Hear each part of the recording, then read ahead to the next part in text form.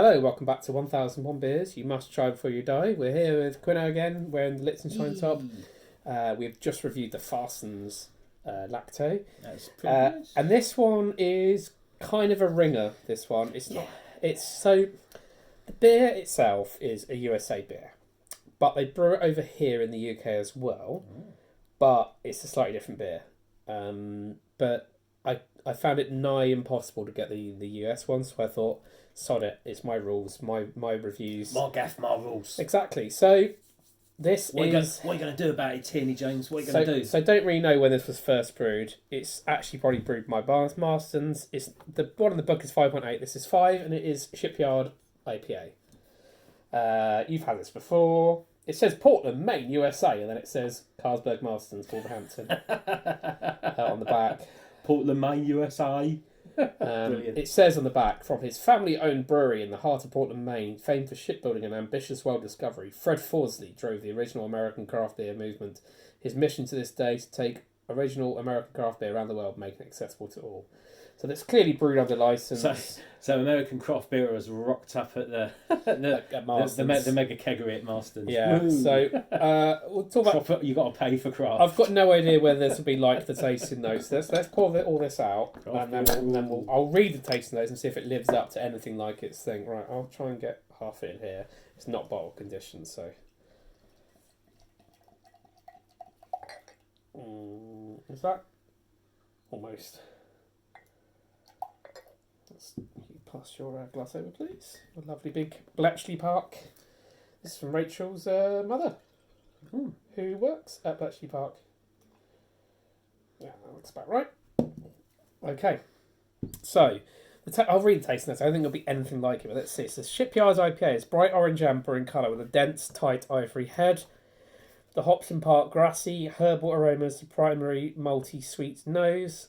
With a creamy, effervescent mouthfeel, the bitter flavours stand out prominently, and the finish is very dry and tart. I think it's going to be not like any of those at all. I think it's going to taste like pedigree, isn't it? I think it is. So, well, let's talk about the bottle a bit first. I think it's a fairly good bottle. Right. Yeah. It makes a lot out of the fact it's American. It's from from Portland, Maine, USA. It's not, but that's fine. The beer looks good. Is the ABV the same then? No, 5.8 here, 5 here. It's just a bit lower alcohol. They've got to dumb it down for us Brits.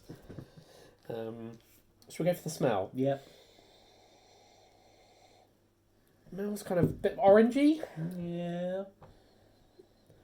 Sort of slightly hoppy, slightly orangey. Yeah, I think orangey is a fair shout. Okay. Yeah. Nothing massively exciting on the smell. Okay, let's go for the taste then. Cheers.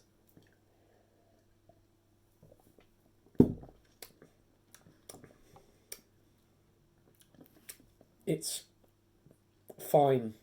Yeah. It's absolutely fine. I think I would have preferred the original one from the USA, but this one is fine. And it will do. It's a tick as a tick as a tick, as I see it. It's got the... They have got the drying edge there. It is, they have. That's definitely true. It's got a dry aftertaste. Tastes quite biscuity, I think. Yeah. But it doesn't have a vast amount of character. No, it basically just went, get a pale ale, smash them ups in it, that'll do. I would be intrigued to know exactly how closely they followed the US recipe. I don't think they did at all. I think they took under licensed ones. Yeah, I think they took the brand and went, we'll just do whatever we want with it. Yeah, we paid for it, whatever. It says here the smell is vibrant. I don't know what that means. It's a citrus hop smell. It has got a citrus hop smell. That's true. Well, more of an orange. Yeah, orange citrus hop. Then it says taste citrus fruit with grapefruit prominent. I'm not really getting that. No. But it's all right. So here's my other It's got a bit of bites to it. Yeah. Again, if this my other thing is, if a family member got me this who didn't really know me that well as a part of the birthday present, would I be upset? No, I'd happily drink this again. Yeah, it's fine. It's not amazing. I wouldn't say it's a go-to beer. I won't be reaching for it on this. It's just I think it's in Sainsbury's or something. It's not. I wouldn't call it a go-to beer. I imagine this would be much better fresh on keg. Yeah. in a pub. Actually, I think this because it's a bit lifeless, isn't it? Well, I wouldn't say it's lifeless, but it's doesn't really do anything. I just find It's just I just feel like it's just kind of there, really. I felt they took a good beer and then just sucked some life out of it to feed someone's life force. The fact that it's 0.8% down will take a lot of the backbone out of it. And I suspect what we've got here is, perhaps they have followed the recipe as closely as possible, but when you take it down by you dial it down by that amount of ABV, you lose a chunk of. One thing to point out is the hop used for the original beer is Fuggles. Oh, so perhaps they, somehow are using that. It used to be known as Shipyard Fuggles IPA. Oh, they actually put the word Fuggles in. Here's an interesting one. The beer originally used the person who originally brewed this was an apprentice at Ringwood Brewery. And who Marston's own. Yes, and the Ringwood yeast was taken over to the USA to make this beer originally.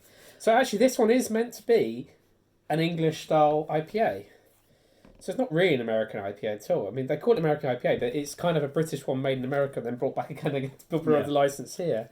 So in that, if you take that context, not that bad. It's fine. Yeah.